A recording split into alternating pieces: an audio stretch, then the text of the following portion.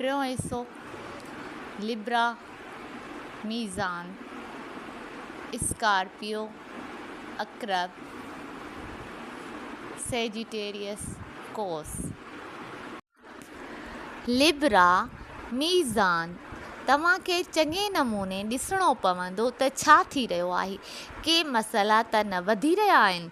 ख़्यालु रखो, ॿारनि लाइ के मसइला तूल पकिड़े रहिया आहिनि, जंहिं करे तवजा ॾियो। ऐं ॿियो त कैरियर माली हवाले सां सूरत हाल बहितर थी चुकी आहे या त जल्दी थी वेंदी।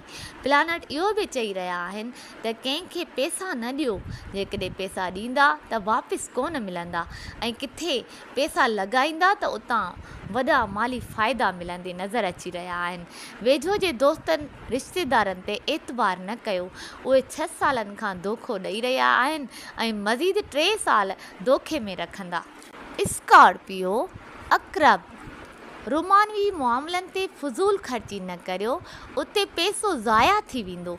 ऐं जेकॾहिं तव्हां ॿाहिरि वञणु चाहियो था त सैरो तफ़रीह जे लाइ ज़रूरु वञो। कुझु माण्हू तव्हांजी मदद कंदा। कैरियर में मसइलनि खे मुंहुं ॾियणो पवंदो। वालिदेन या बॉस सां कैरियर लाइ विढ़णो पवंदो। ख़तरे वारी सूरत हाल अची रही आहे। सब्र खां कमु वठो। जेकॾहिं सब्र न कंदा त फेस करिणो पवंदो। ऐं अदवाजी मामलनि में बि ख़ुदशाद इख़्तिलाफ़नि जा महसूस थींदे ॾिसिजी रहिया आहिनि।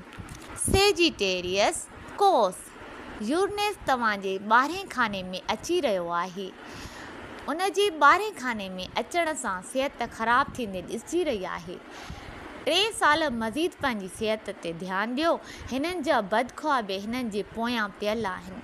तव्हांखे इहो ध्यानु ॾियणो आहे त कहिड़ा सॼणा आहिनि ऐं कहिड़ा दुश्मन आहिनि। ज़हनी तौरु परेशान आहियो, तवजा ॾियो त कम जी ॻाल्हि ते या किथे नुक़सानु पहुचाईंदे ॾिसिजी रहिया आहिनि। प्रॉपर्टीअ में पिणु एहतियात करियो। ऐं जेकॾहिं अदवाजी मामलनि में सब्र खां कमु वठंदा। ऐं ॿियो त ॿाहिरि वञण जी ख़्वाहिश में तमामु घणियूं रुकावटूं मौजूदु आहिनि।